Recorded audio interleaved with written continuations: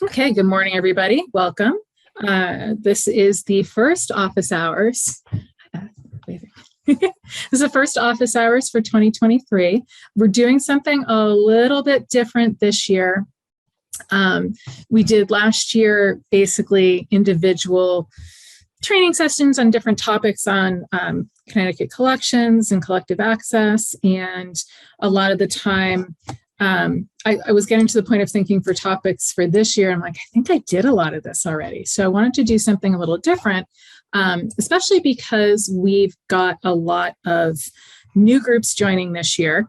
And I know we've got a lot of groups from the past who aren't always able to do as much with the system as they want. And I hear a lot of, yeah, well, we're trying to use it, but time, etc., things like that. So one of the things I wanted to do for this first couple months is do a little series of ideas about how to organize your workflow, organize your projects. Some of this is probably old hat to a lot of you, but just to kind of think about it in a way that will make this more of a tool for you to use that will be useful versus a barrier and something that feels like a chore to deal with. So it's very exciting being able to put your data onto a computer and make it a little bit easier to get to search, so you're not going through an oldie-timey card catalog or just old paper files, things like that. This is something that I hijacked from Spectrum over in the UK, which is a kind of a cataloging guideline, and they have a lot of really good information over there that is really useful. So what we're thinking about when we're talking about collective access and a collections management system is this: managing the information that gives your collections meaning, not as an end to itself to say like, oh my God, we cataloged everything, but to record and retrieve what's known about your collections and your archives. So it's down there. And I think I mentioned in a couple sessions and things, you've got, old Ned in the corner, really knowledgeable about the collection. That's awesome. Old Ned wins the lottery and suddenly takes a trip to the Netherlands. You don't know what you have. You don't know reference. Somebody comes in and asks you a question. You're like, oh, I'd love to tell you, but Ned's in the Netherlands and I've got nothing. So it's a place to record everything all together and be able to be searchable. So it's again, it's a tool. Don't think of it as a barrier or as a task. It's a tool. And no one has their entire collection cataloged perfectly. Smithsonian, no. Not even them. If you ever ask somebody from the Smithsonian, they'd be like, no, go on their site. And I'm pretty sure there's a disclaimer about like, we work on more stuff every day, check back often, which I like as a standard disclaimer for online catalogs. When you're thinking about tackling the database, whether you're tackling a fresh, clean database that you've not entered anything into yet, or you're looking at something that's a migrated database, any of that, don't get bogged down immediately in the small bits and pieces, we need to catalog everything. We need to get everything in here. No, think about a focus and how best to get there. It's a tool, not a hindrance, and it will take a while. It's not going to magically happen overnight. When it does happen, it'll be really exciting that things start to connect. My old database in my old museum, I took over. My predecessor had been there probably 6 years. I took over from her for another 7. And when I took over, I was still, obviously not everything was in, but I was just getting to the point a few years after I started that job of things started to connect. So when I searched for something and it came up, I could see the connection to this other thing in the collection or this other person and donor in the collection. Suddenly, a lot of it started to make more sense. We have a really good opportunity with collective access because we can do archival materials and photographs and collections, 3D things, that you're going to be able to see the links with a lot of these things, more so than a lot of other systems, which will be really funny when it happens. So what we want to do is best determine how to use the system for us, for your individual organization. Don't go by what somebody else is doing. That may not be your focus. I have a lot of data at Fairfield on our costume collection. And I'm still trying to input a lot of the data and make some ties and put things together. You may not have a costume collection. You may not care about your costume collection. You may have 5 pieces. You don't have to focus on that. That's not going to be something that's going to be helpful to you. Think about some of your questions. Is your focus to know what you have in the collection? Do you know what you have? You just need to know where it is. Do you want to record all known history of an item? Do you need to get that information from Ned before he takes off to Amsterdam? Or are you just looking to use a lot of the known information that you have to create an exhibition and pull stuff together? What will work best for you at this point in time? Today, I want to talk about locations because I think that's a really key thing to helping people out. And it's kind of a universal helping folks out to figure out how to deal with locations. And I often say, people ask me what I do. And I'm like, as collections manager, my museum, my job is to know what we have and know where to find it. Like, it's really not helpful if my curator comes to me and says, oh, I was on the database, I found this really cool widget, I want to put it in the exhibit. Where is it? No. Recording it gives that information to everybody and helps everybody in the end. Helps put things back. It helps returning to a location. I should have put a picture up from my museum this past week. We're deinstalling our giant semi-permanent exhibit. It's not permanent because we just took it down. My office, the library, every room around me is 100% packed with objects, like as far as the eye can see. And it's a little messy right now, but I'm going through and checking locations and figuring out where it was. And I'm actually hitting some brick walls because some of those things have been on display for the last 10 years, last 15 years since we got our new building. It never had a home location. It always was in the gallery. So stuff that's not going into the new gallery, now I got to find a place for it. But everything else that was recorded with a home location, it's been great. And I can go right to that spot and be like, oh, here's the box for it. This is awesome. Okay. So in collective access, some of the existing users know, a lot of the new folks may not necessarily know. Locations are organized in a hierarchy. Think about it as given directions to somebody. It's not super complex when you break it down. If someone's asking for that widget, I'm going to say, oh, it's in this building. It's in our main storage area. It's over in area F. This is me using Fairfield as an example. It's over in area F where a lot of the, silver and ceramic and glass are. And you're going to go down to the bay that's marked F3. And it's going to be shelf D. And you kind of break it down by that to get to that spot. And you can break it down however is best for your institution.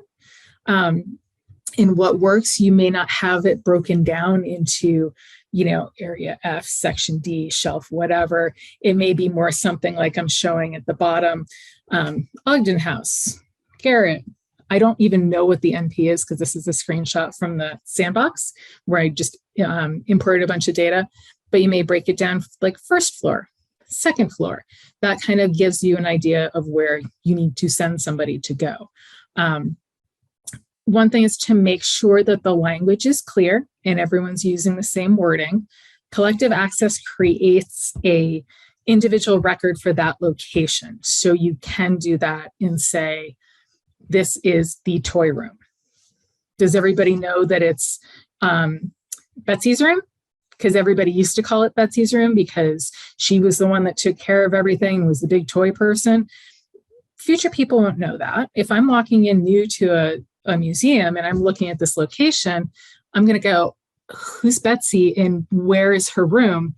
If I say toy room and also give a little bit more description, it'll be much easier to find. There is a notes field because I'm a huge fan of notes fields with the locations. So you can say formerly known as, also known as Betsy's room, something like that. So it'll be really helpful to somebody. So if you're looking at a example like this in the hierarchy, and seeing, okay, Ogden House, first floor, okay, and then you can go from there. That's fine. I'm gonna, if you set this up now, think about it as you're getting into it. If you've already got your system and you've been using it for a while, take a run through, make sure that stuff is where you need it to be so you don't have to stop and create a new location and do something every single time. You can set it up now so you're like, oh, I have the widget, I need to put this in this location. Oh, this location exists. Awesome, I can just put it right there. And the more accurate your locations are from the beginning, the better. Especially, like I said, if somebody new is trying to locate something. From this screenshot, I used an example from Wilton Historical Society. Nick at Wilton knows that I throw them under the bus all the time because their locations were insane. And it's a matter of a couple different things. A lot of people entering locations that weren't using the same terminology. A lot of things where the fields in their previous system may not have had the capability of breaking things down necessarily. So some of this is an aspect of the migration and the way fields were set up. But if I'm walking into this place and I see, looking for this thing, and I see Lambert House storage on exhibit in Fitch House, front hall 84, what? That doesn't help me. I don't know what any of that is. This is a lot of like their notes getting translated over. Even this one, Lambert House storage. Okay, great, closet. Is there a first floor? Is there a second floor? Is there a closet? Is there only one closet in the Lambert House? Like, wait, there's a closet in the bathroom. Like, it really, like, you don't know where this is sending you to get someplace. And apologies to Nick, because I love Nick. But like I said, he knows that I throw them under the bus with the locations, because it's a really good example of both to help clean up your locations and make sure that it's making sense to you. For more information on how to do the locations, we did do a video on office hours last year. So it's on the YouTube channel. And I really recommend practicing this on the sandbox, especially if you're getting a new system and you haven't used it a ton. Practice in the sandbox, because for the most part, collective access is super easy and intuitive to use. Locations can be tricky. This is the one downfall that I'm like, you really have to pay attention to what you're doing until you really get the hang of it.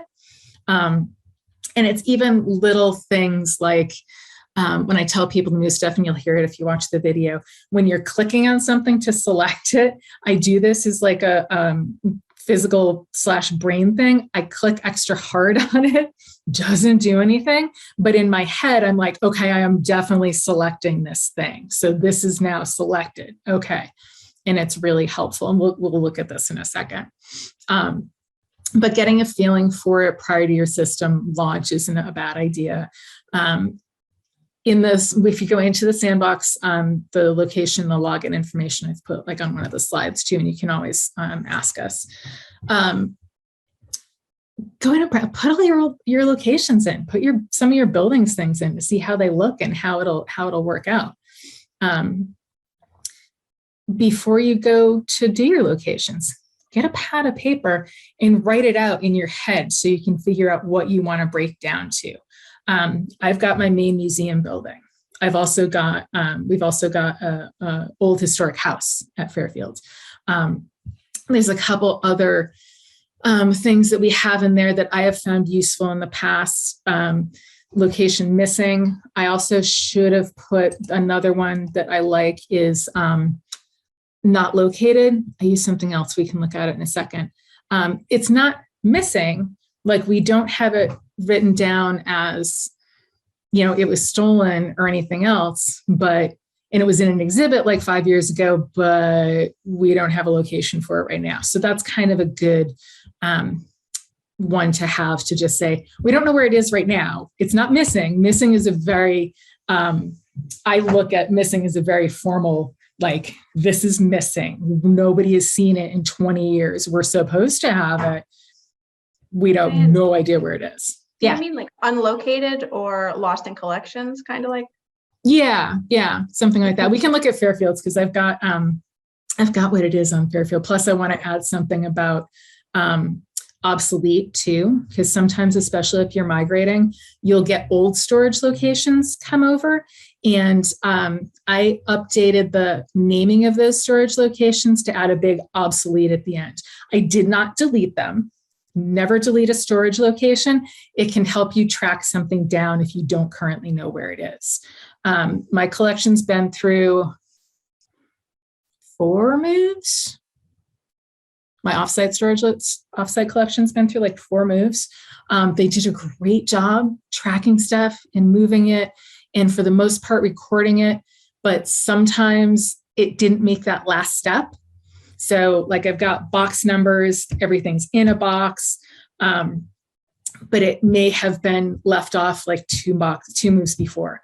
So it still says it's in the old GE building. It never showed up where it was in our Bridgeport storage, and it doesn't show up where it is in our other BlackRock storage. So, but I can go back, and it may be like one object out of that box. So I can go back and see what else was in that box and see if that has a location, and to see if, see if I can find it in that box, and I can go to that box and maybe it might be in there. Joanne asked a question, is there a way to see all our locations on one page in order to eliminate duplicates? Kind of. We can kind of look through that a little bit when we go into the sandbox a bit. So speaking of the sandbox, let's go to the sandbox. And I don't know if it'll come up in this window. Let's give it a shot. It's sweet. Do you guys see the sandbox? Awesome. Okay. So here is just, and this is just the page that I happened to land on when I did the share last night. To get to your locations, the easiest thing to do is go to Find Storage Locations, and it'll show up on the name just kind of top level. One thing to note, when you're going here, since you did go to that Find Storage Locations, if you look in the top left, you are in Search Storage Locations still. If you wanted to go in and edit, just click on any of the locations.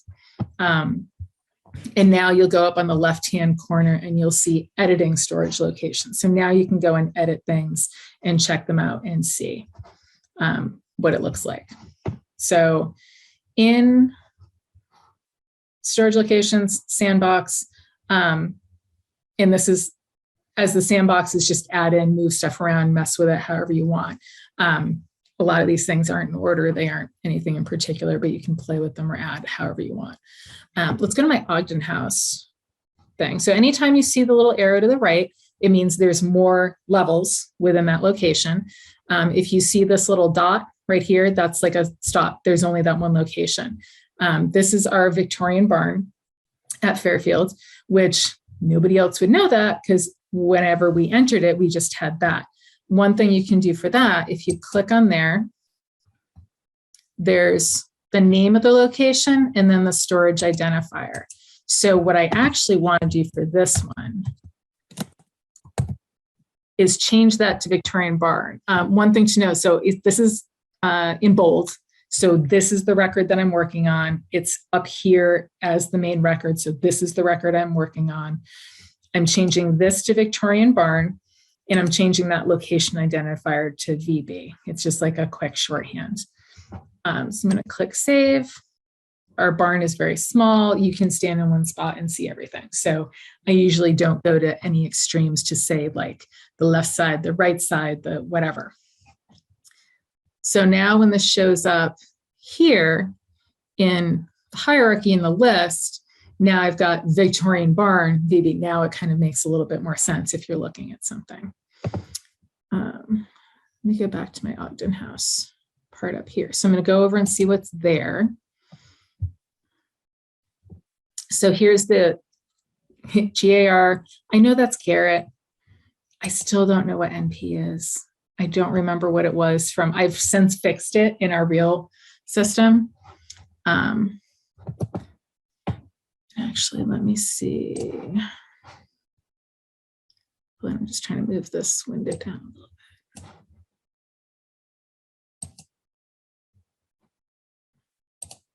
I'm going to go into Fairfield. I normally, for those of you who are new to office hours, if I'm doing examples, I will very often switch between the sandbox so that we can play and do whatever we want to Fairfield Museum's page because that's got more data in it and more real data that's actually correct. So it won't have like bad examples in it. Going to go find locations again, just as like a shortcut. I can kick this out. Okay, so now I'm going to click on Ogden House. Oh, wait, I wanted to answer your other thing. Oh, unknown. I just have location unknown. That's what I was using for it. So just say, and there's a couple things that I've been putting data entry in, like our side note, our costume consultant came in and did something and she had it marked in one location. It's not there anymore, but I know it wasn't gotten rid of. It just got moved. So something like that, I put unknown, and then I'll put in the notes field for that object, the locations for that object, that as of the date of this, visit in this consult, it was in this location. So, all right. And while we're talking about extra names too, so I also put all of our offsite things up here in our hierarchy. So this is just kind of talking about setting up the hierarchies too. So FMHC, that's our main building. And I put that right at the top because that's the thing I'm going to hit most. And hit an arrow, and it's got all this other stuff. Offsite. So we do have stuff in offsite storage. And this is where I've used that obsolete thing. So BTTC was one place that no longer exists. We moved our collections out of there, but I wanted to keep that in there. But I put the big obsolete in there so it's really clear that this is no longer a place. The same with the GE building. Obsolete, still not there, but I want to make sure, because it's got places like it was in particular rooms in the GE building. In BTTC, it was in different specific areas, which some of that I've carried over into our current offsite storage, as area A is still area A, or the shelves are marked like that. But it's good to have that note for yourselves. As I'm clicked into BTTC, as you go down these fields, and we get more into the fields if you go back and watch the office hours from last year. We get more into the fields individually. This is kind of getting into an overview and a more like holistic look at all of your stuff and how you want to think about setting it up. What I actually should do, this is actually a good idea, is put a note in here that this was offsite storage from this date to this date, and it was moved to whatever the new storage is. So again, if I get kidnapped by aliens tomorrow and somebody comes in and tries to figure out what's going on, they can look at this and go, oh, okay, they were only there until 2016. I'm going to do that tomorrow, actually. Okay, backing up again a little bit.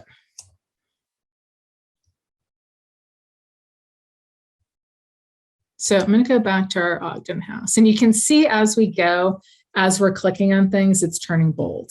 And you'll see the name of the thing up at the top. So that'll mean that you're working on that thing. So now I've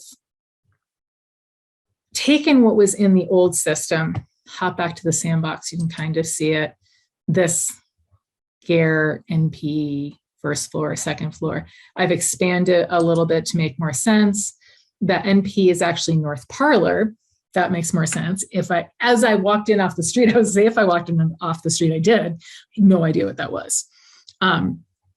So Garrett, kitchen, North Chamber, North Parlor, South Chamber, South Parlor. I don't have it broken up into first floor and second floor. I could do. There's not that many rooms in the house. I also have put a note too. So clicking on North Chamber, there's a note that says that it's on the second floor. From front view of the house, it's on the left side, closer to the cemetery. So for people that don't have a good bearing of where north and south and everything is in your building. Sometimes that's helpful to have that extra little bit of information. A curator at one of my last jobs, we had things named on our third floor storage as north wall, east wall, whatever. She's like, I have literally no idea what direction is what when I'm up there. I have no idea. We need to put like a big letter on the wall that says like N or something. So having that little extra description, even in this building, for some reason, I always want to flip it because it doesn't feel like it's north. It feels like it's south.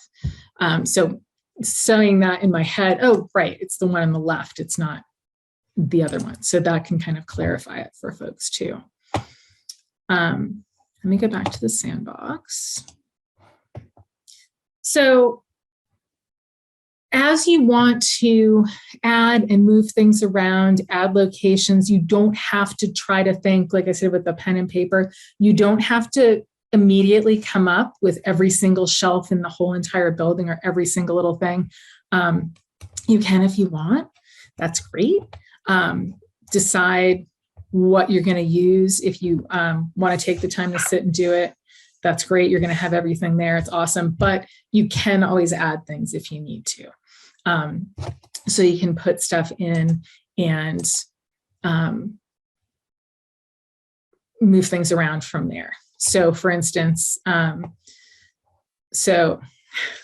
north parlor. Okay, so we have the north chamber. So I actually want to put in here, I'm going to add the south parlor. And I'll kind of, again, go through this a little bit quickly because we do have more of a detailed instructions for that somewhere. So I want to add something to the first floor of the Ogden house. So I'm going to go to first floor. I'm going to click on that.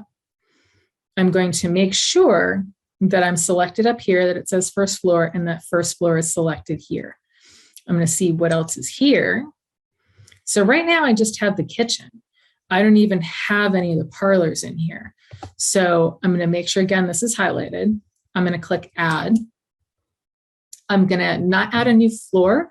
I just want to add a new room. So adding that pull down gives you an already populated list of selections of pretty much everything you'll need in figuring out your locations. There's a couple things like I've used a different slate term, and I'll use like rack instead of range or something like that. Because normally in my head, I think range, but I'll use rack, something like that. It's usually fine.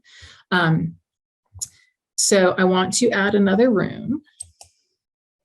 So I've selected room under first floor, like in the hierarchical sense. Add the plus button. It's going to give you that name. So I want to say what it's actually called. So I'm going to say North Parlor. And then for the location identifier, this is sometimes depending on what you're doing for reports and views, it'll give you like a string of identifiers. So you won't have Ogden House, first floor, this huge long thing. It can just give you like a shortened version. So Ogden, first, North Parlor.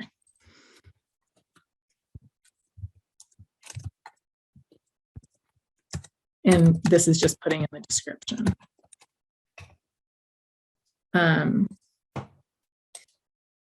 I first didn't start using that record status, and now I do. You don't have to, it's on for your own workflow. So I'm going to save that. So now we see up at this top, location hierarchy, we've got Ogden House, first floor, North Parlor. First floor kicks out to North Parlor. In the North Parlor, we do have a closet. So I want to add that closet in there because you honestly don't notice it right away or really realize that there's stuff that could be in there. So that's something that I want to say, because if I just put North Parlor and somebody walks in the room and is like, I don't see the thing, where is it? So I've selected North Parlor. North Parlor's in bold. We want to add again. Now I want to put a built-in cabinet. Cabinet might work. Actually, maybe position, kind of whatever you feel is useful for you. I'm going to do position for this.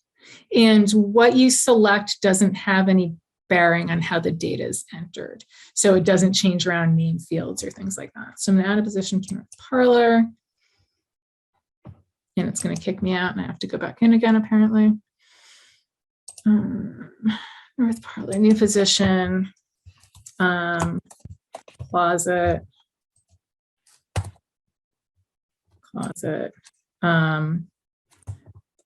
small cupboard to the left of the fireplace.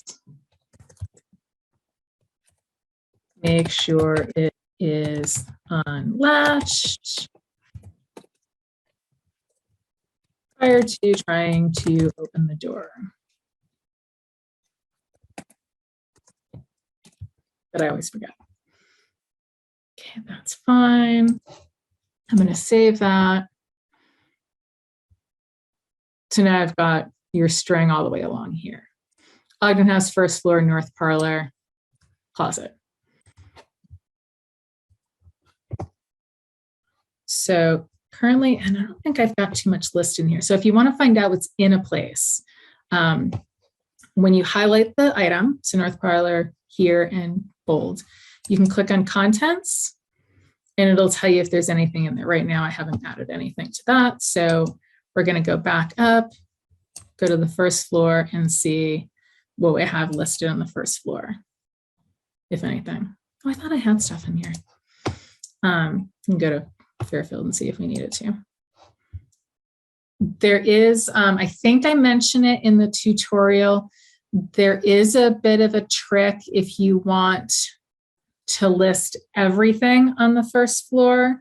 Because if I was in the real one and just wanted first floor, it would only list something that was only directly related to the first floor, but you actually do want, if you wanted everything in the kitchen, everything in the parlor, there's a little bit of a different way to go about that. Let's see. Garret, everything in the garret. Oh, I have two things in the garret. So it'll give you, wooden measure spelled incorrectly, and an oval box, and it'll give you the title and the number. And if you click on the item, it'll go to the object record. So now it goes over to that related object location where I'm going to fix the spelling. This is part of the fun of having uncleaned up data in the sandbox, because then you can see all the weird errors and fix them as you go. If you click save, it'll save it in the record. If you click save and return, it'll go back to locations where you were, which is nice if you're just hopping in to do something like that, fix a spelling. Okay. So Joanne had a question about, is there a way to locations on one page in order to eliminate duplicates? One thing, if you're naming some of the stuff the same, it'll actually tell you if there's duplicates and you can go and see it and fix it. Let me do it this way and it'll be more obvious because I know I can see it. So I want to add a room. This is as you're adding stuff, you can figure it out. I'm adding a room. Oh, wait, it's adding a room to the whole Ogden house. Is that where I want to be? Yes, that's fine, because I'm going to add that whole garret thing. So right now already, you see the location identifier is giving it just the OH, and the identifier is already in use because there's nothing else there. If you click, anytime it pops up with identifier already in use, it'll give you the other things and show them where they are. So here's a list of stuff. Just here's an OH here. And you can go down and fix it as you get to it. It's a little easier with like objects and things like that. It'll do it. For seeing everything in one place, you could do it here. So if you click on, I think I'm basically here already, on Ogden House.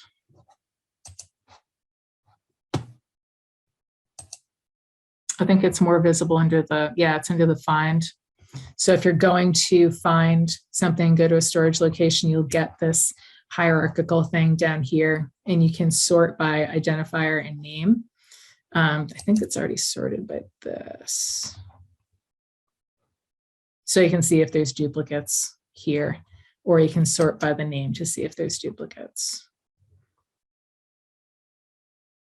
I would love to go show you. I would love to go into Wilton's system, like, and change stuff, because it's a really good way to fix those issues. There are issues in the sandbox, so it's a good way to kind of test it out and see it too, though. And Kathy said, how about having a drawing in the database that shows the locations? Having a drawing in general is a great idea. This came up in a meeting this past week, talking about having, just even in your space, having a little floor plan. So you walk in the door and go, where's area A? Where's area B? Because again, that was me walking in off the street at Fairfield. I'm like, I don't know where any of these places are, but there was a lovely little drawing of all the shelving and the ranges and stuff, so I could find it.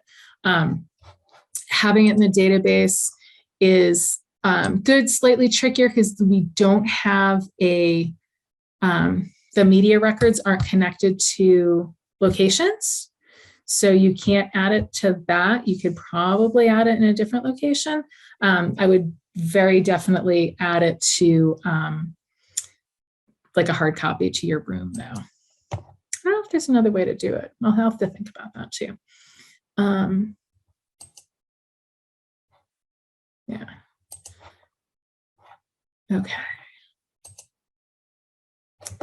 Let me go back for a second. If you're going into the sandbox to play around, and again, please change anything you want, add, delete, anything you want. It is not, it's based on real data. It is no longer real data. People add and move stuff around and do their own thing all the time. Actually going in, you can see like academies. Somebody put academy in a room. Somebody put Stronghouse in and added a couple different things there. So add whatever you want. Play around with it. Oh, one other thing I did want to mention, somebody remind me about moving boxes. I'll mention that really quickly. So in the new database, so go to the sandbox, there's the log information, sandbox.ctcollections.org, log in with administrator, and Bristol1 is the username and password. So go ahead and do that and play around, and doing it before you dive in is really helpful. Plus, it'll make you feel more confident when you go in to do something. One thing, and I'm going to mention this a couple times, like throughout this little series of like prepping for the new system, document everything that you're doing. Keep this in mind throughout your whole process in the new system.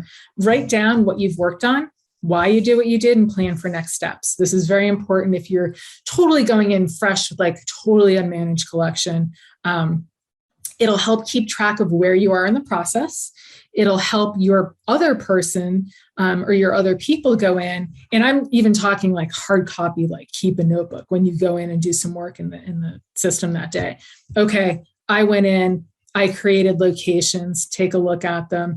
Next to work on is creating locations for second floor. We are calling Betsy's room the doll room now to make it more clear, stuff like that.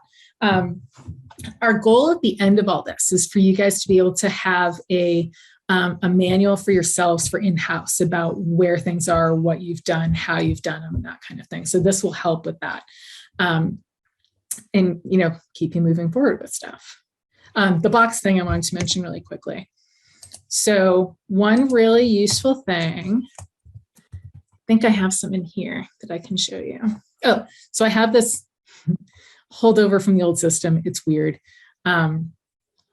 Sometimes the boxes themselves made it in as objects, which is really weird. And they don't have locations usually. Yeah, it's odd. So if you want to name boxes, this has come in really handy for me with all of my moves.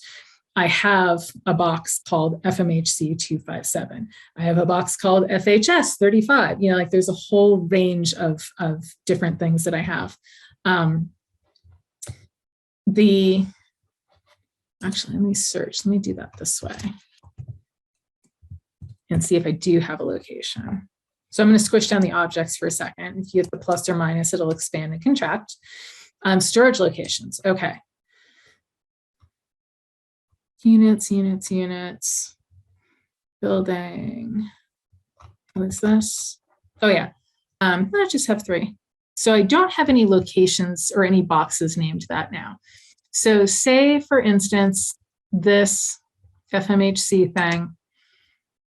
According to this, it's on the first floor in this area of the kitchen in Ogden House. I don't know if that's true. I don't think it is. But we're going to go to this area. And I'm actually going to create a location of the box, not a location for the box. I'm going to create the box. So I'm going to add under area D, D2, a unit. I'm going to create a box. And it's going to be called FMHC, what was that, like 257 or something? Say that for purposes of moving along. So that's going to be there. I actually don't want to keep the location identifier because I want to keep the box as the box. You can keep the location identifier, totally up to you guys. I do that as well. But I'm just going to make it because it's his own thing. And for this one, I'm going to keep it all together and not use a space just so it looks cleaner.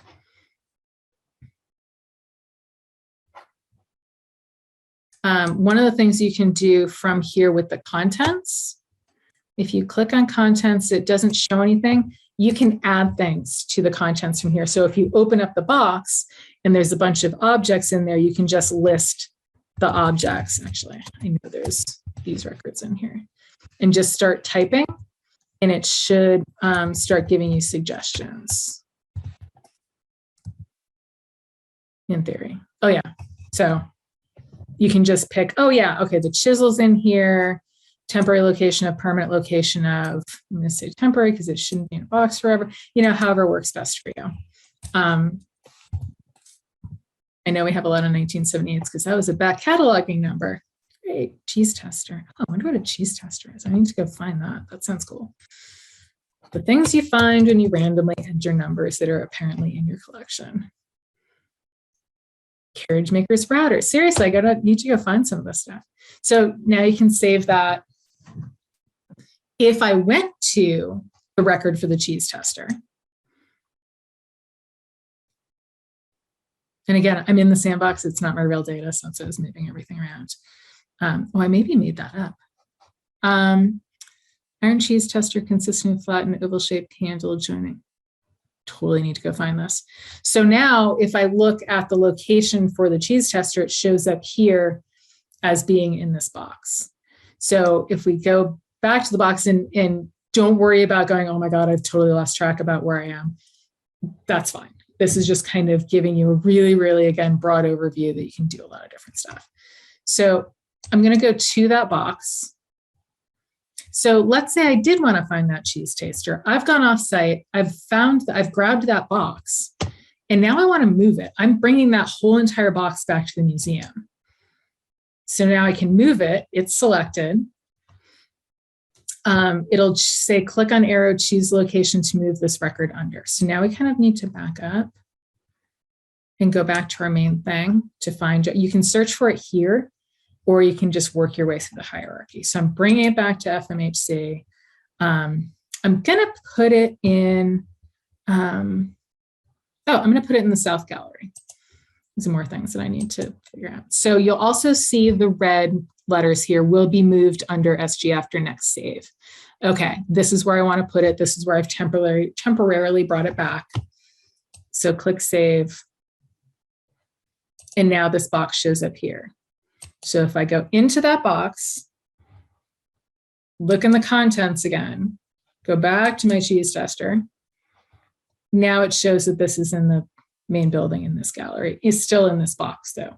So you don't have to worry. That's the bonus of making boxes, naming some boxes too as you're going. If you don't already have named boxes, don't worry about it. Just kind of think your way through if this is something that would be useful.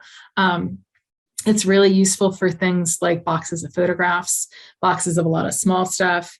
I've got a couple boxes just named bathing suits. So I've got bathing suits 1, bathing suits 2, bathing suits 3. So if I bring all the bathing suits back, they'll all come back. I don't have to move one thing at a time unless I have been physically moving one bathing suit at a time. So that's just a good thing to think about as you're getting stuff set up. Think down the line about how your process works, how how your museum works. Okay, now I've overloaded everybody for the day. Does anybody have any questions? And you can have questions on this, or if you just have any general questions about anything. And you can either raise your hand or I'm going to stop my share. Well, yeah, I'll stop my share for now.